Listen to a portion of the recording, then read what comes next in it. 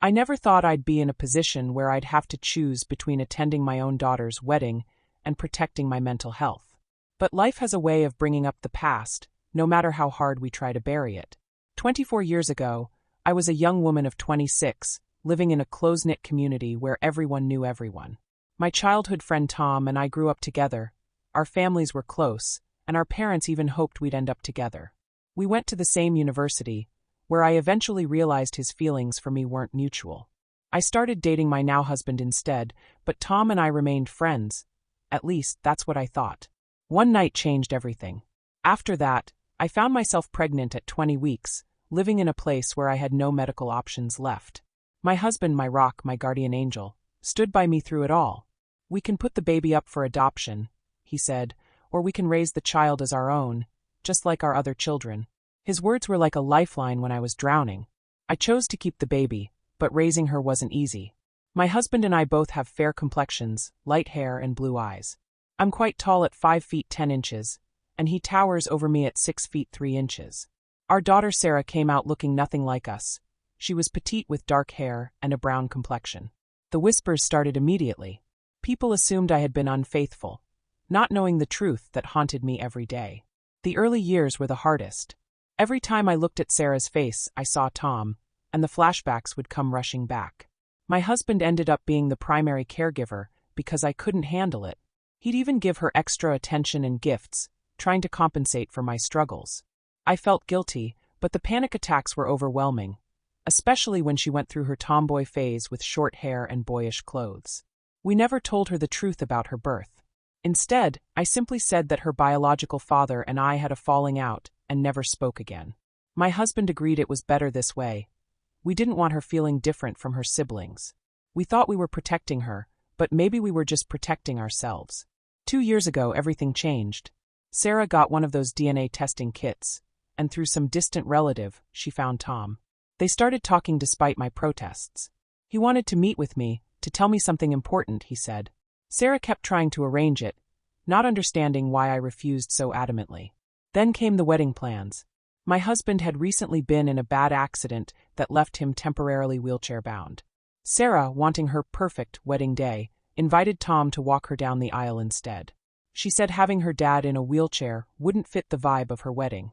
The invitation crushed my husband, the man who had raised her, loved her, and treated her as his own. I was beyond furious.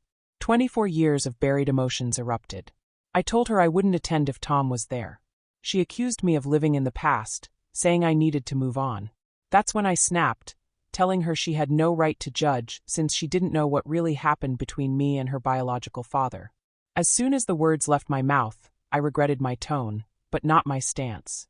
While I had come to terms with her wanting to know her biological father, I wouldn't be in the same room as him. And watching her cast aside the man who had raised her, all because he was temporarily in a wheelchair, made my blood boil. I knew I had to tell her the truth.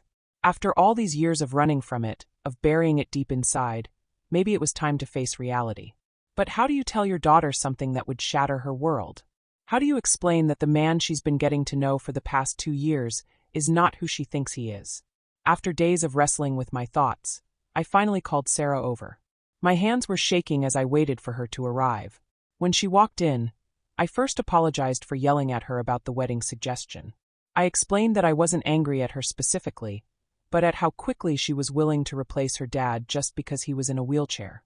And having Tom involved just made everything so much worse. She looked at me with confused eyes and asked, "Why do you hate him so much? What really happened between you two?" That's when I told her everything. How Tom and I were childhood friends, how close our families were, about that night when he invited me over for drinks like we'd done countless times before. I told her how things changed when I got tipsy, how he forced himself on me.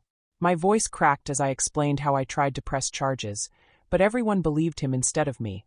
He had such a good reputation in our community. Even my own mother took his side.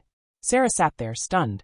I could see the disbelief in her eyes, just like many people had warned me I would. I offered to show her the court case records if she needed proof. She left saying she needed to verify this with Tom, and I told her to take all the time she needed. Later that day, she came back crying and apologizing for not believing me at first. We held each other and cried together. It felt like the first real connection we'd had in years.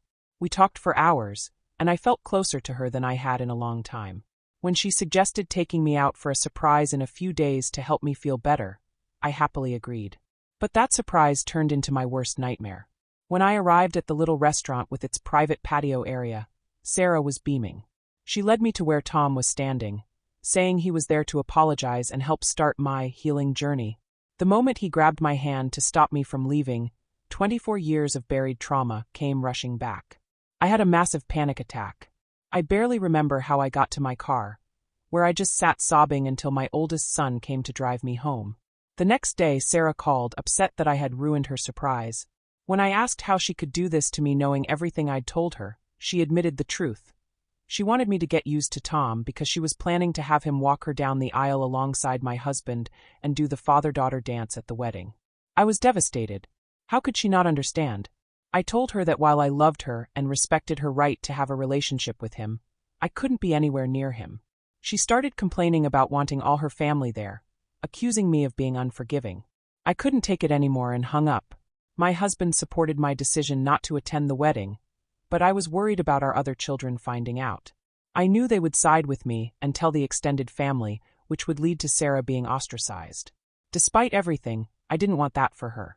But at least one good thing came from this mess. I finally found the courage to seek professional help.